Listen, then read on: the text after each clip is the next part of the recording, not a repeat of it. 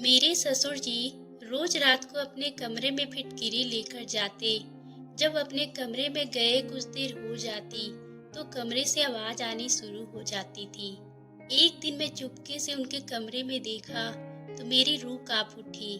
मैंने देखा कि वो लड़कियों को, मेरा नाम शालिनी है और मेरी नई नई शादी हुई थी।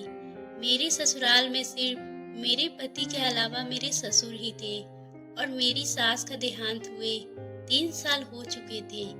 एक दिन मैंने अपने पति रमेश से कहा, क्यों ना हम लोग माँ जी की याद में उनके नाम का एक स्कूल खुलवाएं, जिसमें हम गरीब बच्चों को अच्छी शिक्षा दिलवा सकते हैं, जिससे हमें पुण्य भी मिलेगा और बच्चे शिक्षित भी हो जाएंगे। दरअसल मेरा ससुराल ज्यादा विकसित गांव नहीं था और ज्यादातर घर गरीब लोगों के ही थे। वहां पर सरकारी स्कूल ना होने की वजह से अक्सर गरीब बच्चे पढ़ाई नहीं कर पाते थे और किसी बड़े स्कूल में पढ़ने की उनकी हैसियत भी नहीं थी। तभी मेरी बातों को सुनकर रमेश भी राजी हो गए, क्योंकि रमेश एक सरकारी नौकरी करते थे और उनकी ज्यादा जमीन जायदाद होने के कारण पैसे की कोई कमी नहीं थी। खैर ऐसे ही कुछ दिन बीत गए थे और एक दिन रमेश के ऑफिस में छुट्टी थी तो मेरे पति कहने लगे, चलो हम लोग कहीं बाहर घुमाते हैं। फिर हम लोग ने पिताजी से पूछे तो उन्हें भी साथ चलना है, तो उन्होंने कहा, मेरी तबीयत कुछ ठीक नहीं है, तुम लोग चले जाओ और मैं शाम को अपने दोस्तों के साथ अनाथ आश्रम हो आऊंगा। हम लोग उन्हें खाना खिलाकर घूमने चले गए।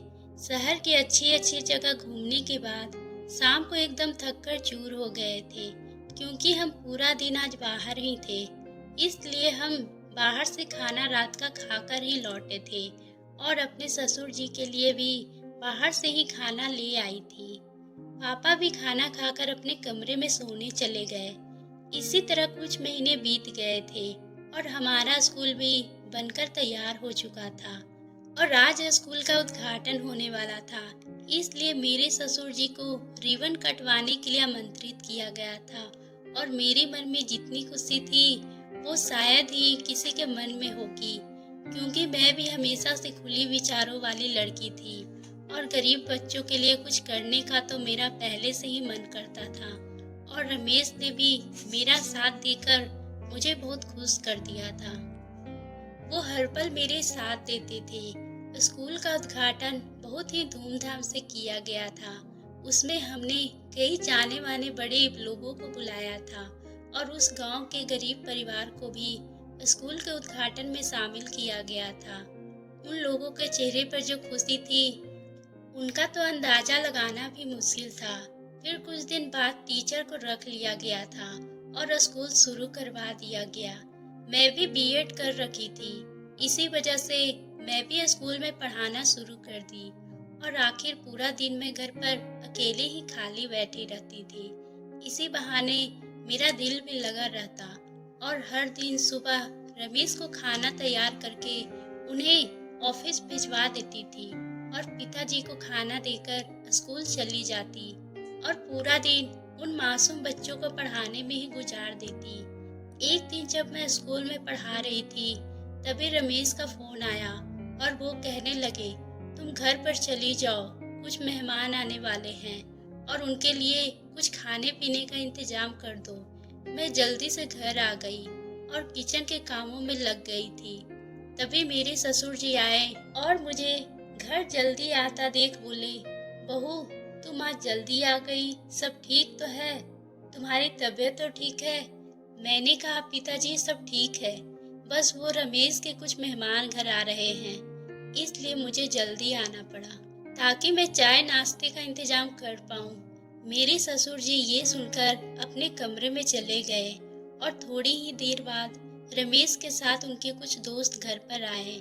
रमेश ने कहा, जब मैं विदेश में पढ़ाई करता था तब ये लोग मेरे क्लास में थे, हमारी काफी अच्छी दोस्ती है। फिर जब मैं पढ़ाई करके यहाँ आ गया तो हमारी बातचीत होनी बंद हो गई थी। ये लोग यहाँ पर घूमने आए हुए थे तो इसलिए मुझे कॉल किए तो मैंने भी इन लोगों को हमारे घर इनवाइट कर लिया। मैं रमेश के दोस्त लोग को चाय नाश्ता करवा दी थी और कुछ देर बातें करने के बाद सब चले गए। जैसे ही रात का समय हुआ, हम लोगों ने खाना वगैरह खाकर सोने की तैयारी कर ली थी। तभी मैंने देखा कि मेरे कमरे में पानी नहीं है, तो मैं अपने पानी लेने के लिए किचन में चली गई। तभी मेरी नज़र मेरे ससुर जी के हाथों पे पड़ी। उनके हाथों में फिटकिरी थी और वो अपने कमरे में उस फिटकिरी को लेकर चले गए। जब मैं पानी लेकर वापस आई तो मैंने देखा कि उनके कमरे से चिल्लाने की आवाज़ आ रही थी। मैं घबरा गई, आखिर अंदर क्या हो रहा है। फिर मैंने सोचा शायद टीवी चल रहा होगा जिससे ऐसी आवाज़ें आ रही होगी। मैं फिर सोने चली गई थी और दूसरे ही दिन मैंने रात को देखा कि पिताजी आज फिर से हाथ में फिटकिरी लिए अपने कमरे की ओर जा रहे हैं। और जैसे ही उन्हें गए कुछ समय हुई तो मैंने देखा कि आज फिर से वैसे ही आवाज आ रही थी जैसे कल रात आ रही थी। अब ये मेरा वहम नहीं हो सकता था। मुझे पक्का यकीन हो गया था कि कुछ न कुछ तो अंदर जरूर होता है।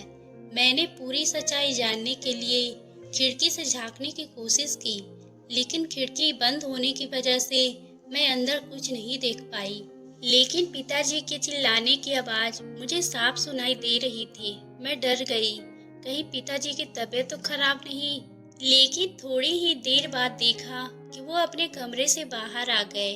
मैं वही एक पर्दे के पीछे छुप गई थी।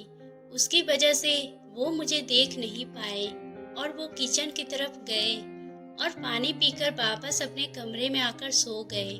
मैंने सोचा कि ये बात अब रमेश को बतानी चाहिए, लेकिन जैसे ही मैं कमरे में गई तो मेरे पति सो चुके थे, क्योंकि वो पूरे दिन ऑफिस के काम से थक कर सो गए थे। फिर दूसरे ही दिन सुबह उठी, मैं रमेश को पूरी बात बता दी। मैंने रमेश से कहा कि परसों रात को जब मैं पानी लेने किचन में गई थी, तब मैं पिताजी के हाथों में फिटकिरी देखकर अपने कमरे में जाते देखा था।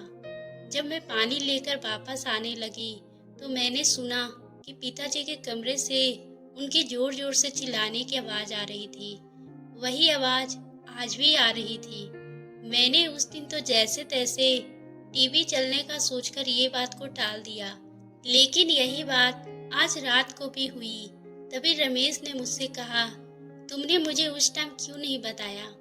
मैंने कहा आपको बताने आई थी, लेकिन आप सो चुके थे। फिर रमेश ने कहा, चलो पिताजी से ही पूछ लेते हैं। तो मैंने रमेश को मना कर दिया और कहा कि हो सकता है उन्हें कोई दिक्कत हो। हमें ऐसे उनके मुंह पर जाकर नहीं पूछना चाहिए जिससे उन्हें कुछ शर्मिंदगी महसूस हो। पहले हमें पूरी बात जान लेनी चाहिए कि आखिर क्या कारण है। खैर, मैं जैसे तैसे बात को टाल दी थी और रमेश को ऑफिस भेज दी और खुद भी मैं स्कूल में चली गई। लेकिन स्कूल में आज मेरा पढ़ाई करवाने का बिल्कुल भी मन नहीं लग रहा था। मेरे दिमाग में सिर्फ यही बातें दौड़ रही थी, आखिर मेरे ससुर जी कमरे में फिटकिरी ले जाकर क्या करते हैं। इसका तो 100 कारण निकाला जा सकता है, लेकिन यह चिल्लाने की आवाज तो मुझे बार बार कुछ अजीब ही सोचने पर मजबूर कर रही थी। खैर, मैं स्कूल से घर आई और खाना वगैरह खाकर आराम करने चली गई। तभी पिताजी वहां से गुजरे तो मैंने उनका पीछा किया कि आखिर वो कहाँ जा रहे हैं। लेकिन वो किचन से कुछ फल लाने गए थे, तो मैंने ये बात वहीं पर छोड़ दी थी। मैंने आज पूरा प्लान कर लिया था कि आज देखते हैं कि शाम को पिताजी की आवाज आती है या नहीं। शाम को मैं और रमेश के पिता को खाना देकर कमरे में चले गए, लेकिन थोड़ी देर बाद मैंने बाहर आकर देखा तो पिताजी अपने कमरे में फिटकिरी ले जा चुके थे और उनको चिल्लाने की आवाजें आ रही थी। तब मैंने झट से रमेश को बुलाई और कहा, देखो आवाजें आ रही है। रमेश भागकर आने लगे, लेकिन तभी पिताजी का दरवाजा खुल गया। मैंने रमेश के कमरे के अंदर खींच लिया और मैं नहीं चाहती थी कि पिताजी को शक हो कि हम लोग उन पर नजर रखते हैं। खैर, मैंने रमेश ने विचार किया था कि कल सवेरे होते ही हम पिताजी से इस बारे में बात करेंगे। जैसे तैसे सुबह हम लोगों ने पिताजी से पूछा कि पिताजी, आप किसी मुसीबत में तो नहीं? पिताजी ने कहने लगे, नहीं तो, ऐसी तो कोई बात नहीं है। तुम लोग को ऐसा क्यों लगा? तभी रमेश कहने लगे, आपके रोजाना रात को कमरे में जाने के बाद चिल्लाने की आवाज आने लगती है, तो हम लोगों ने सोचा कि आपसे पूछ ले कि सब खैर खबर तो है। तभी पिताजी कहने लगे कि सब ठीक है।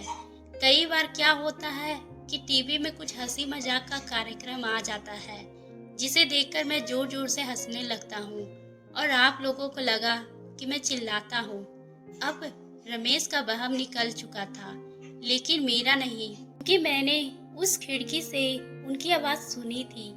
ये उनके हंसने की आवाज नहीं थी और ना ही टीवी में किसी कार्यक्रम की थी। ये तो उन्हीं के चिल्लाने की आवाज थी। मैंने रमेश से कहा कि पिताजी हमसे जरूर कुछ छुपा रहे हैं। वो टीवी की आवाज या फिर हंसने की आवाज नहीं हो सकती। मैंने खुद अपने कानों से खिड़की के पास खड़े होकर सुना है। रमेश ने मुझसे कहा, अरे शालिनी, तुम खामखा इतनी टेंशन लेती हो। अगर ऐसी बात होती तो पिताजी हमें जरूर बताते।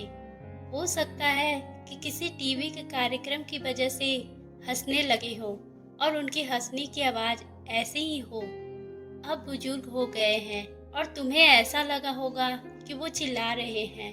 तुम इतनी छोटी छोटी बातों को अपने दिमाग में मत लिया करो। और हाँ, जल्दी से मेरे लिए खाना लगा दो, मुझे ऑफिस के लिए लेट हो रहा है। मैं बेमन से रमेश के लिए खाना लगाने लगी, क्योंकि मेरा दिमाग तो रह रह कर उसी बात पे जा रहा था।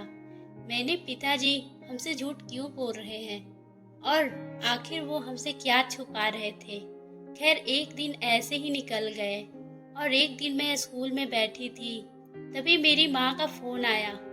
उन्होंने कहा कि तुम्हारा भतीजा हुआ है, इसलिए 2 दिन के लिए तुम यहाँ चली आओ। मैंने ये बात रमेश से आकर बताई कि मुझे मायके जाना है। तभी रमेश ने मुझे परमिशन दे दी और पिताजी से पूछा तो उन्होंने भी कहा कि तुम चली जाओ। मैं अपने मायके चली गई थी और वहाँ 2 दिन तक खूब एंजॉय किया और सब लोगों ने हंसकर बातें की। इसी बीच मैं पिताजी को फिटकिरी वाली बातें ही भूल चुकी थी।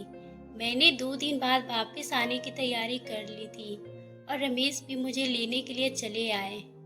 चाय नाश्ते के बाद हम लोग मेरे मायके से निकल गए थे और यहाँ पर आए तो यहाँ आकर मैंने देखा कि पिताजी अपने कमरे में थे। हमें आने में काफी देर हो चुकी थी। रमेश नहाने चले गए और मैं खाना लगाने चली गई। तभी मैंने सुना कि आज फिर से उनके कमरे से आवाज आ रही थी। शायद उनको पता नहीं लगा कि हम लोग आ गए हैं। मैं उनके कमरे के पास गई, तब तक उनकी आवाज बंद हो चुकी थी। अब तो मुझे पूरा शक होने लगा था कि पिताजी कुछ न कुछ अंदर जरूर कर रहे हैं। मैंने रमेश को इस बारे में कुछ नहीं बताया, क्योंकि रमेश मेरी बातों पर विश्वास करने वाले नहीं थे। आखिर वो तो मुझे समझा कर बैठा देते और कहते कि तुम्हें वहम हुआ है। मैंने प्लान बनाया कि आखिर पता तो करूं, ताकि पूरी सच्चाई सामने आए। मैं दूसरे ही दिन सब जानने का सोचकर हम खाना वगैरह खाकर सो गए और दूसरे दिन मैंने सोचा कि आज मैं पिताजी के कमरे में छुपकर सब कुछ देखूंगी कि आखिर उनके कमरे में होता क्या है। रात के समय जब रमेश सो गए तो मैं पिताजी के कमरे में जाकर चुपके से उनके कमरे के कोने में छुपकर बैठ गई। कुछ देर बाद जब पिताजी कमरे में फिटकिरी लेकर आए तो मैंने देखा कि वह एक कपड़े में फिटकिरी को डालकर एक भारी चीज से उसकी ठुकाई कर रहे हैं और उसे पीसकर एकदम बारीकी बुरादे जैसी बना डाली थी। और फिर उसमें उन्होंने तेल डाला और उसका एक लेप जैसा तैयार किया। उस लेप को वो अपने पूरे शरीर पर लगा रहे थे। जैसे ही वो अपने पूरे शरीर पर लगाए, वैसे ही उनकी जोर जोर से चिल्लाने की आवाज आ रही थी, जैसे वो दर्द के मारे तड़प रहे हो। मुझे बहुत दया आई और मेरे ससुर जी को बहुत दर्द हो रहा था। उस लेप को लगाने के बाद पिताजी कमरे से बाहर निकलकर किचन में चले गए और मैं भी उनके जाने के बाद अपने कमरे में चली गई थी। और दूसरे ही दिन मैंने रमेश को ये सारी बातें बताई। रमेश ने मुझे पहले तो डांट दिया और कहा, ऐसे किसी के कमरे में चोरी छुप के झांकना गलत बात होती है। शालिनी, अगर तुम्हें पूरा पता लगाना ही था तो मुझे ही बता देती, हम दोनों चलते। लेकिन मैं रमेश को जैसे तैसे समझाया कि आपको पहले भी मेरी बात पे विश्वास नहीं किया था। आप मुझे समझा बुझा कर वहीं छोड़ देते। लेकिन जब तक मैं उनके कमरे में नहीं जाती तो हमें आखिर पता नहीं चलता कि पिताजी किसी समस्या से परेशान थे। मैंने रमेश से कहा कि कोई तो बात जरूर है। रमेश, क्यों पिताजी फिटकिरी का लेप बनाते हैं और पूरे शरीर पर लगाते हैं? पता नहीं उन्हें क्या दिक्कत है। और जैसे वो लेप को अपने शरीर पर लगाते हैं तो वो दर्द के मारे चिल्लाने लगते हैं। रमेश ने कहा, चलो हम पिताजी से बात करते हैं। हम लोग पिताजी के कमरे में आ गए और कहा कि पिताजी, आपको क्या समस्या है? आप फिटकिरी अपने शरीर पे क्यों लगाते हैं? पिताजी एकदम से ये सुनकर चौंक गए, जैसे वो नहीं चाहते थे कि हमें इस बारे में पता चले। मैं पिताजी से कहा कि मुझे माफ कर दीजिए, मैं कल रात आपके कमरे में छुपकर आपको देख लिया था। मैं क्या करती पिताजी, हर रोज आपके चिल्लाने की आवाज सुनाई देती थी तो मेरे मन में तरह तरह के वहम पैदा हो रहे थे। आखिर आप कमरे में करते क्या हो? इसी सच्चाई को जानने के लिए मुझे कमरे में छुपना पड़ा। तभी पिताजी की आंखों से आंसू आ गए और वो कहने लगे, बहू, कुछ दिन पहले मेरी तबीयत खराब हो गई थी और मैं डॉक्टर के पास गया तो डॉक्टर ने मुझे कहा कि आपको स्किन की बीमारी है, क्योंकि मेरी पूरी शरीर में उस रोग की वजह से दाग पड़ने लगे थे और मैं पूरे शरीर में दर्द रहता था। इसलिए डॉक्टर ने कहा था कि फिटकिरी को तेल में मिलाकर लगाने से थोड़ी राहत मिलेगी। तभी रमेश रो पड़े और कहा, पिताजी, आपने मुझे इस बारे में क्यों नहीं बताया? हम आपको बड़े से बड़े डॉक्टर के पास चेकअप के लिए ले जाते। तभी पिताजी कहने लगे, बेटा, तू ऑफिस के कामों में इतनी व्यस्त थे और बहू भी स्कूल में पढ़ाने जाया करती थी, तो मैंने तुम लोगों को परेशान करने का नहीं सोचा। इसलिए मैं खुद ही डॉक्टर के पास चला गया था और डॉक्टर ने कहा था, आप कुछ दिनों के लिए लेप लगाएंगे तो आपको स्किन की बीमारी ठीक हो जाएगी। इसी वजह से मैं अपने कमरे में लेप लगाने लगा था ताकि तुम लोगों को भी किसी तरह से फिक्र में ना डालूं। तभी मैं और रमेश पिताजी को गले से लगा लिया और रमेश की आंखों में भी आंसू आ चुके थे। रमेश पिताजी से कहने लगा कि आखिर एक बेटा का फर्ज होता है कि वह अपने पिता का हर एक बीमारी में उसकी सेवा करे। लेकिन पिताजी, आपने तो मुझे उस लायक ही नहीं समझा। पिताजी कहने लगे, नहीं नहीं बेटे, तुम तो मेरे हीरे जैसे बेटे हो। बस मैं इसलिए नहीं बताना चाहता था कि तुम लोग परेशान हो जाओगे। तभी रमेश कहा, आप तैयार हो जाइए, हम आपको अच्छे डॉक्टर के पास इस रोग का इलाज करवाने के लिए ले जाएंगे और आज से मैं आपकी पूरी सेवा खुद करूंगा। पिताजी ने हम दोनों को फिर से गले से लगा लिया। अब मेरे मन में भी ये वहम निकल चुका था। आखिर मैं पिताजी के ऊपर इस तरह का शक कर रही थी। खैर, हम लोगों ने पिताजी को बड़े अस्पताल में ले जाकर उनका इलाज करवाया। हम लोगों के मन का सारी शंकाएं दूर हो चुकी थी। मुझे भी पछतावा हो रहा था कि मुझे पूरी बात जाने बिना गलत नहीं सोचना चाहिए था। इसलिए अब से मैं और मेरे पति उनका अच्छे से ख्याल रखने लगे। तो दोस्तों, आपको ये कहानी कैसी लगी? अगर पसंद आई हो तो आप हमारे चैनल को सब्सक्राइब करना ना भूलें और बेल आइकन को भी प्रेस कर लें ताकि हम आपके लिए इसी तरह की दिलचस्प कहानी लाते रहें।